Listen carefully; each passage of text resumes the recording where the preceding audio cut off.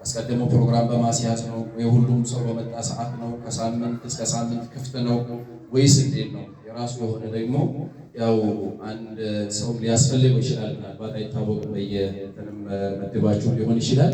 አንድ ሰው ይሄ ላይብራሪ መጠቀም ቢፈልግ ከሌላ አካባቢ መጥቶ እንዴት ነው? መርሐባ።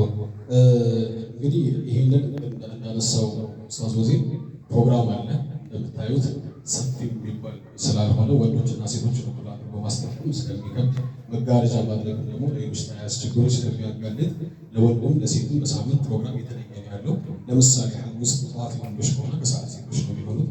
ለወንድም ለሴቱም ደግሞ ላይብረሪ ለሴቶች የተመደበች ሴት አለች፣ ለወንዶች የተመደበ ወንድ አለ። እነዛ ደግሞ ከላይብረሪ እውቀት ያላቸው ስልጠና የወሰዱ ምክንያቱም ግዴታ ስለሚናገሩት ኪታቦች ቢጠየቁ ማወቅ መቻል ስላለባቸው ጋር ተያይዞ ልምድ ያላቸውን ሰዎች አዘጋጅተናል። ከዛ ባለፈ ደግሞ ሴኩሪቲ ካሜራ አለው ለደህንነትም፣ ምክንያቱም ኪታቦች አሁን ላይ ከባድ ናቸውና አንድ ሙጀለድ ቢጎድል ለማግኘት አስቸጋሪ ስለሚሆን ካሜራ አለው፣ ሴኩሪቲ ካሜራ አለው። ይሄ ደግሞ ለምሳሌ ሳላቸው የነበረው የስልጠና ደግሞ ይዘት ስላለው የአማርኛ የኦሮሚያ ቋንቋ ስልጠና የሚሰጡ አስተማሪ አለ፣ የአረበኛውም አለ። በተመሳሳይ ደግሞ እንግሊዝኛውን ደግሞ አሰልጣኝ ያለው ማለት ነው። ፕሮግራም ተይዞላቸው እዛ ስኬጁል መሰረት ለምሳሌ ኦሮምኛ ሮብ ከሆነ ቅዳሜ እንግሊዝኛ ከሆነ ሰኞ ደግሞ አረበኛ ትምህርት የሚሰጥበት ይሆናል ማለት ነው። ጀዛከላሁ ኸይር። ሌላ ተጨማሪ አንድ ጥያቄ፣ መጽሐፍ በትውስጥ ሰው ወስዶ ማንበብ ይችላል ወይስ እዚሁ ማንበብ ያለበት? በጊዜያዊነት ያው ላይብረሪ ስለተባለ በማከራየትና ጊዜ በመስጠት ያን ፕሮግራም ማለት ነው። ምክንያቱም ቀን ሙሉ አገልግሎትን እየሰጠ የሚውለው እዚህ ያነበቡ ስለሆነ በቋሚነት እዚህ መጠቀም የሚችሉበት ነው። ምክንያቱም መጽሐፍ እንዳይባክን ለማድረግ ነው። ይሄ ቦታው ነው። ክታቡም እየገረመኝ ቦታውን በጣም ገረመኝ። እንዴት ሰፊ ሆነ!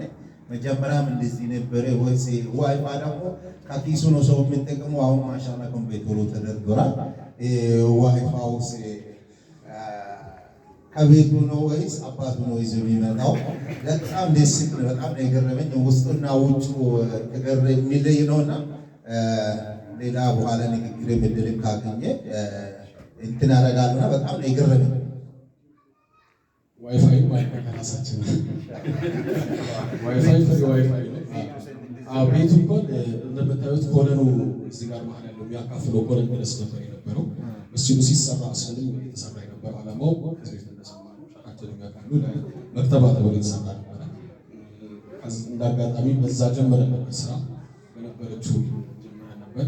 ግን ደግሞ ሐለል ኸይሮች በተወካዩ በኋላ ይህማ በዚህ በኩል መቻል የለበትም በሚል በአንድ ሐለል ኸይር ሙሉ ለሙሉ ግንባታ አድርገን በዚህ ራሱ ክፍሉ እንደ ብላ አድርገን ጨምረን ግንባታ ሰርተን ማለት ማስፈሻል ኢንሻአላህ። ዋናው ንግግራችን ወደ መድረክ ተመለሰን ስለሆነ ፕሮቶኮሉን ጠብቀን አሁን በዛ የገባችሁ አትወጡ፣ ወደ ላይ ነው የምትሄዱት፣ እንዲዞራችሁ። ስለዚህ ሌሎችም በዚህ እናስወጣለን ማለት ነው። እዚህ ጋር መንገድ በዛ ዞራችሁ ማለት በዛ ይወጣ